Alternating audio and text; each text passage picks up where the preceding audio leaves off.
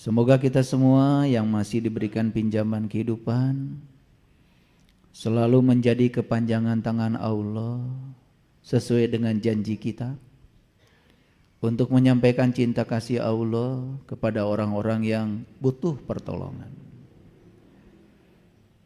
Selalu bisa menunaikan kewajiban kita dari hak hidup yang diberikan pada kita. Hidup itu adalah hak, tetapi menunaikan tugas dari Allah untuk menyampaikan cinta kasih Allah itu adalah kewajiban. Siapapun yang bisa menyeimbangkan antara hak dan kewajibannya, maka hidupnya pasti akan diliputi oleh keberkahan. Dan siapapun yang hidupnya penuh dengan konflik, penderitaan, kesusahan, keterpisahan dengan diri sejatinya, sebetulnya karena hidupnya itu belum seimbang antara hak dan kewajibannya. Bahkan tidak memiliki makna sama sekali dalam menjalankan kehidupannya.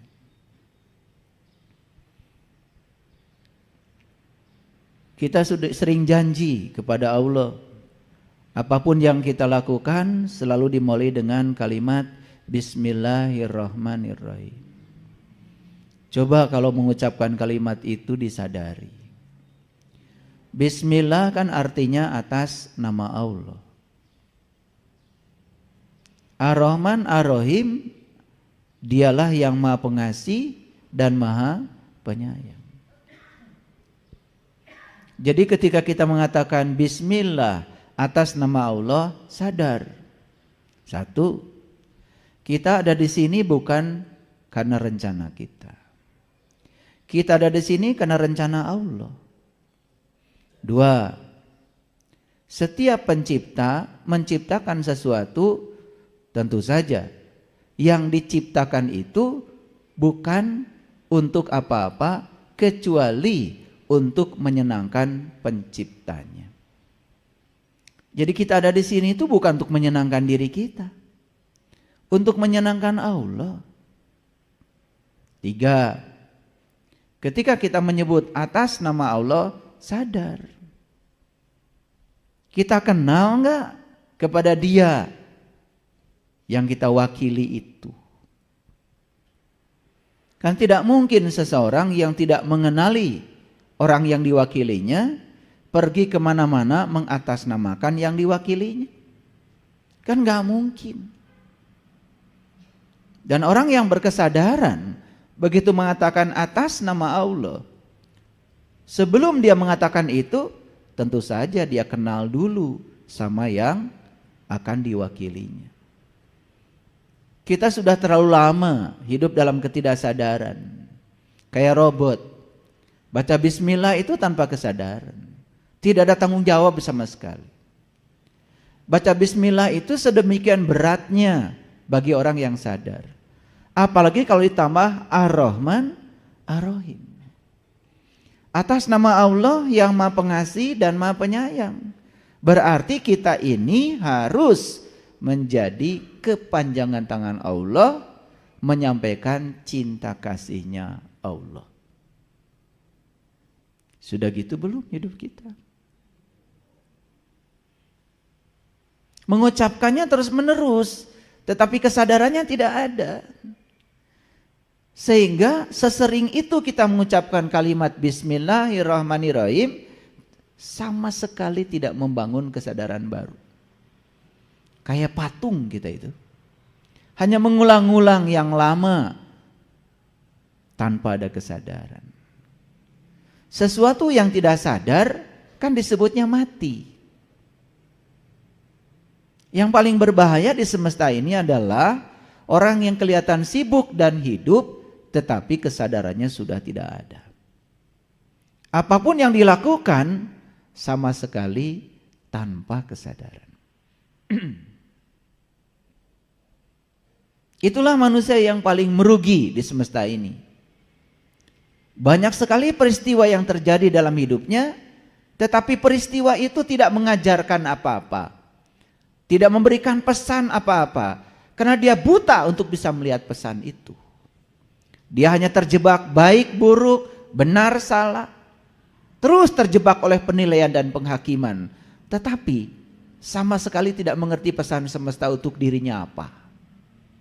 Ketika sehat tidak mengerti apa pesan Allah dengan kesehatan itu untuk kamu.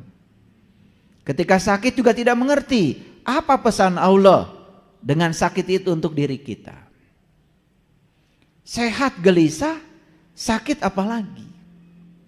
Ketika berlimpah harta tidak mengerti pesan apa di balik keberlimpahan harta itu untuk dirinya. Ketika tidak ada harta juga tidak mengerti pesan apa di balik ketiadaan itu untuk dirinya. Sama sekali tidak ada pesan yang bisa dia tangkap. Padahal hidup adalah serangkaian pelajaran untuk dijalani agar kita paham. Jadi hidup itu serangkaian pelajaran untuk dijalani agar kita paham.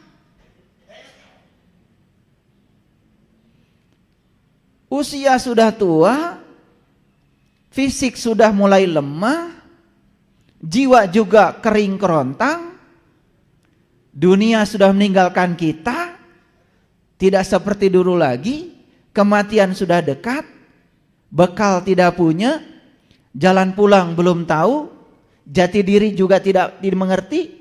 Waduh, hidup yang semacam itu adalah hidup yang tidak layak untuk dihidupi. Kita doakan semoga semua orang yang mendengarkan kajian ini dibukakan pintu kesadarannya, sehingga dia disembuhkan, satu, dari penyakit buta batinnya, dua, disembuhkan dari penyakit kulit karena mengerti sesuatu cuma kulitnya saja, dan yang ketiga kita doakan semoga disembuhkan dari kematian kesadarannya. Karena hanya mereka yang sudah bangkit kesadarannya yang akan bisa menikmati hidup dengan sesungguhnya. Dan mereka yang berpura-pura sadar dan belum sadar, dia akan terombang-ambing dalam kehidupan ini oleh pasang surut kehidupan. Dan orang yang semacam itu sampai kapanpun tidak akan pernah menikmati kehidupan. Hidup menjadi sesuatu yang mengerikan. Hidup merupakan suatu ancaman. Hidup merupakan sesuatu yang berbahaya. Sepanjang hidup hanya berhadapan dengan kesulitan, dan kesulitan. Tidak ada berkah. Oleh karena itu, mari kita berterima kasih kepada Dia, Sang Hidup, terutama yang masih meminjamkan kehidupan kepada kita hari ini. Semoga pinjaman kehidupan ini masih bisa kita manfaatkan untuk meningkatkan kesadaran kita. Mari kita puji Dia bersama-sama membaca hamdalah. Alhamdulillahirabbil alamin. Ini ada perkataan Allah dalam Quran. Ini surat Al-Baqarah ayat 211. Yuk kita baca. Sal bani Israel kam atainahum min ayatim bayyinah. Tanyakan kepada Bani Israel, berapa banyaknya tanda-tanda yang terang benderang yang telah kami berikan kepada mereka. Ini Allah bertanya pada Bani Israel. Siapa Bani Israel? Bani itu orang, Isra itu berjalan, El itu Tuhan. Jadi Bani Israel itu orang yang berjalan menuju Tuhan. Jadi siapa saja yang mau berjalan menuju Tuhan, kata Quran, Bani Israel. Selama ini kita salah pengertian. Benci banget sama Israel. Padahal Israel yang ada di sana dengan yang maksud Quran beda. Itu nama negara. Gak ada kaitan dengan ini. Ini kan bahasa Arab, bahasa Tuhan. Ulangi. Ini Allah bilang, tanyakan kepada Bani Israel, berapa banyak tanda-tanda yang terang benderang yang telah kami berikan kepada mereka. Dan barang siapa yang menukar nikmat Allah setelah nikmat itu datang pada mereka, maka sesungguhnya Allah sangat keras siksanya. Lihat saya. Siapa yang menyiksa? Bukan Bukan Allah.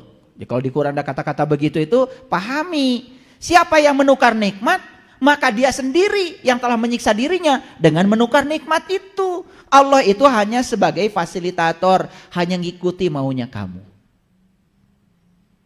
Kamu mau malas, ya Allah ikuti.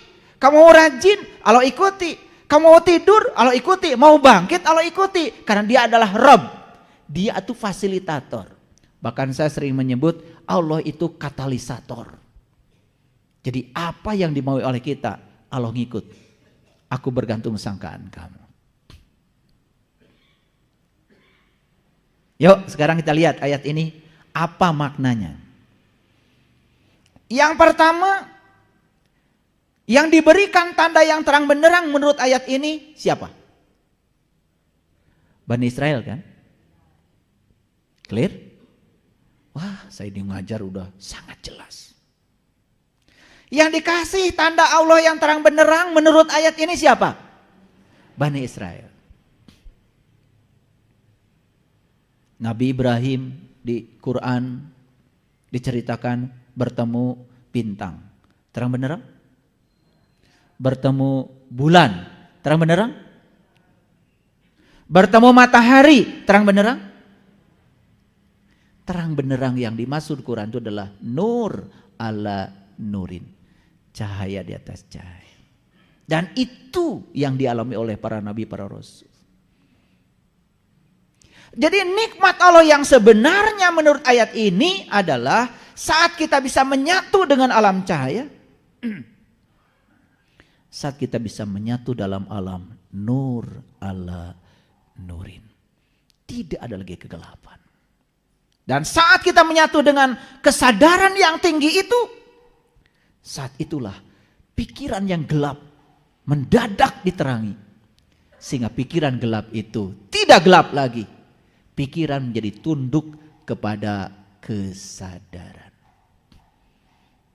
Nah, pikiran yang gelap itu yang disebut dengan syaiton. Waswisu fi sudur. Sedangkan kesadaran itu yang disebut dengan ilahi. Nih, saya kasih tahu. Pernah ada orang enggak minta tolong sama kita, dari intuisi kita mengatakan kasih. Langsung dikasih? Ada delay, ditunda sebentar, langsung mulai ada yang merecoki kesadaran kita. Enak aja. Kemarin juga belum bayar. Terus aja. Yuwaswisu fi sudur. Akibatnya apa? Perintah yang pertama dari kesadaran itu kita abaikan. Dan berikutnya yang kita turut adalah pikiran gelap kita sendiri. Itu yang disebut dengan kita gagal berlindung kepada Allah. Nah, yang gagal berlindung kepada Allah,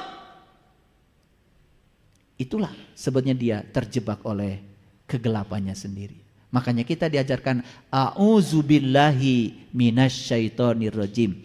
Aku berlindung kepada Allah dari godaan setan yang terkutuk. Siapa yang terkutuk? Siapa yang terkutuk? Setan. Kalian itu udah banyak dosanya. Nuduh-nuduh. Betul? Ini belajar agama dari dulu gimana sih? A'udzubillahi minasyaitonirrajim. Aku berlindung kepada Allah dari godaan setan yang terkutuk. Siapa yang terkutuk? Kata setan, enak aja. Setan itu cuma ditugaskan jualan. Gehu bala-bala, gehu bala-bala. Nu meuli saha? Marane. Setan itu cuma jualan. Dibeli atau tidak ya terserah kamu. Ketika kamu mengambil jualan itu, mengikuti yang jualan itu, itulah yang terkutuk. Jadi yang terkutuk itu dia yang gagal berlindung pada Allah karena dia lebih memilih bisikan setan Jadi siapa yang terkutuk? Kita lagi. Kamu kali, saya enggak, enak aja. Aduh, itu fitnah itu. Kita tuh termasuk saya gitu. Waduh. Makanya jangan suka pengen babarengan. Jujur aja pada diri sendiri, saya gitu, kita aja. Nah itulah, kita untuk jujur aja kadang-kadang berat. Mengatakan saya aja berat.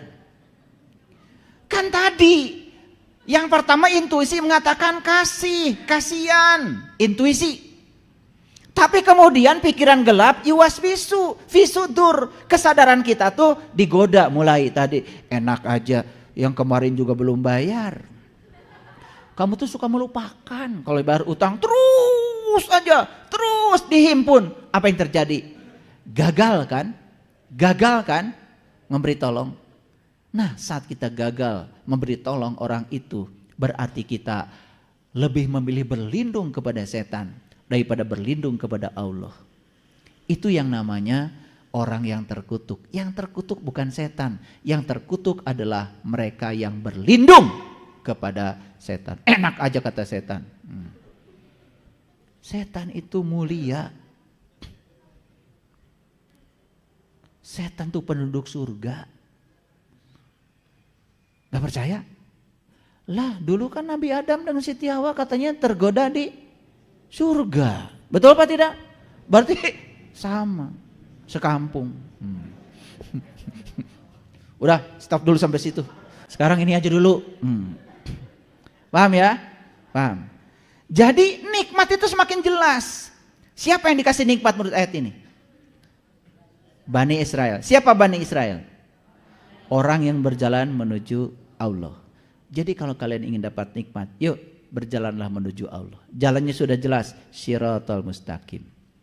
Jalannya lebih jelas lagi. Orang tua kita bilang rambut dibelah 7. Wah itu lebih jelas lagi.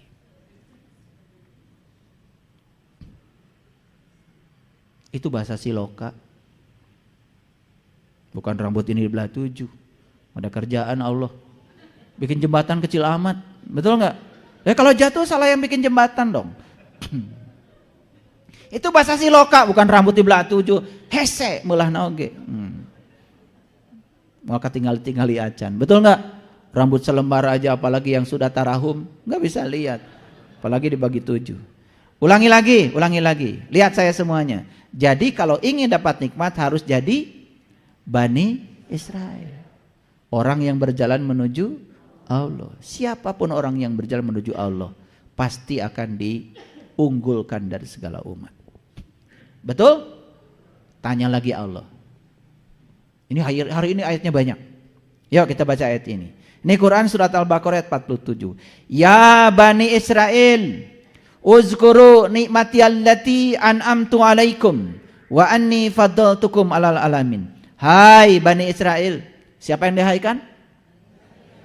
Ya siapa? Ya siapa?